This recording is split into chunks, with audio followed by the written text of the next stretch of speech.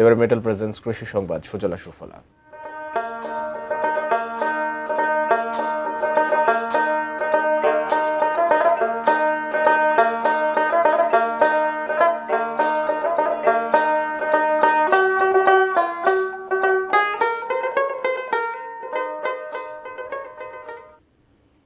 কিশোরগঞ্জের ইটনা ও করিমগঞ্জের হাওরে ধান ৮৮ চাষে দেখা দিয়েছে অস্বাভাবিকতা। একই জমিতে ধানের ভিন্ন ভিন্ন অবস্থা, কোথাও পাকা, কোথাও আধা পাকা, আবার কোথাও এখনও ধানের শীষই বের হয়নি।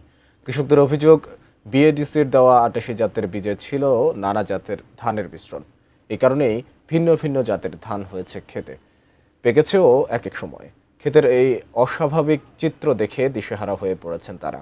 কৃষি ও বীজ অফিসে দৌড়ঝাঁপ করেও কোনো সমাধান পাচ্ছেন না। কেউ কেউ বলছেন বিএডিসি চুক্তিভিত্তিক চাষিদের উৎপাদিত মানসম্মত বীজ সরবরাহের কথা থাকলেও এবার তাদের বীজে ভেজাল ছিল। বিএডিসি বলছে বোরো চাষের জন্য জেলায় এবার প্রায় ৩৭০ মেট্রিক টন ধান ৮৮ জাতের বীজ সরবরাহ করেছে তারা। বিভিন্ন উৎস থেকে তাদের কাছে বীজ আসে।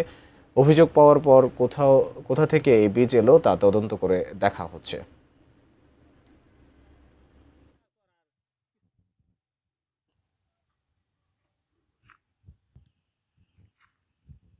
অষ্টআশি ধানটা যদি পাকতে যায় তাহলে তো এই ধান পাকাইতে গেলে এই ধান সব মাটিতে পড়ে যাবে। সরকারি বিআইডিসি জানাই না, যদি আমাদের যদি আল অবস্থা হ তারপর কি ভাই সরকারের কাছে ক্ষতিপূরণ চাই। এটা তো আমরা ক্ষতি আছে নিচে যে পাককে পড়ে যেতে থেকে উঠে বাড়িতে কিছু কিছু মাঠে সমস্যা হয়েছে, এই বিষয়ে কর্তৃপক্ষকে অবহিত আবার টেলিফোনে অবহিত করা হয়েছে এবং আমরা চেষ্টা করছি যে কৃষক যাতে এই বিষয়টা কৃষকের সমাধান করা যায়, আমরা সবাই মিলে চেষ্টা করছি।